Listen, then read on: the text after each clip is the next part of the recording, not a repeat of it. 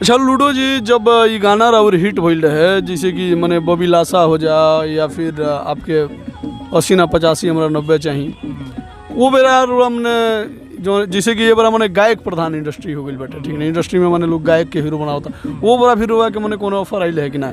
ओकरा ऑफर आई रहे, लेकिन एहू में बहुत दाव पेच बा, बहुत तरह के दाव पेच बा। तो हमरा साथे दाव पेच भइल। अच्छा अच्छा। वो बड़ा ठीक बा। अब दाव अच्छा, ये गाना जो और बाटे के लिखले रहे? गाना एक्चुअली लिखल ई हमार मामा के लड़का रहे दिलशाद बेदर्दी, अच्छा उनकरे लिखल रहे। अच्छा तो एमे बहुत सारा गेम बही रहे। अच्छा गेम ई बही रहे कि परमेश्वर जी राधेश्याम भाई के राइटर रहले। अच्छा अच्छा। तो ओमे परमेश्वर जी के नाम जाए वाला रहता। परमेश्वर जी कहनी कि ना ओमे हमार नाम मत दी, दूसर आदमी के। तो भाई के तब जाहिद भाई के नाम दिया जाओ। अच्छा अच्छा। ठीक बा। तो जाहिद भाई को ओमे नाम दिया, थोड़ा सा गाना में सुधार कैले। ठीक बा। जाहिद भाई लेकिन लिखल रहे वो दिलशाद बनी। एगो बहुत बड़का आरोप बाटे मने एकरा मतलब जाहिद अख्तर पे। जाहिद अख्तर तो बहुत मतलब इंटरनेशनल लेवल के गीतकार हैं, ठीक ना। और जाहिद अख्तर का मतलब नाम पूरी दुनिया भर में लिया जाता है। गाना उनका पावर स्टार पवन सिंह के साथ काफ़ी वायरल हुआ, लॉलीपॉप, ठीक है।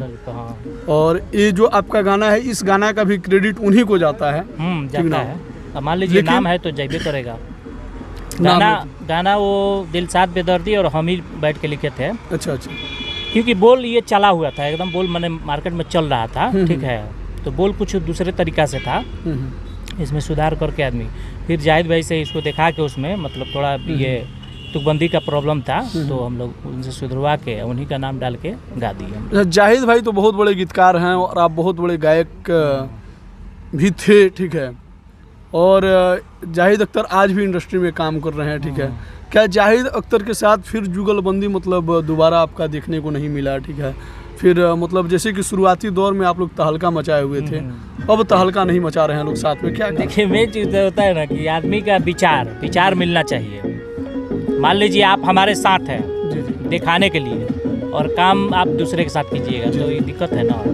तो मेन चीज़ है विचार मिलना चाहिए। विचार नहीं मिलता है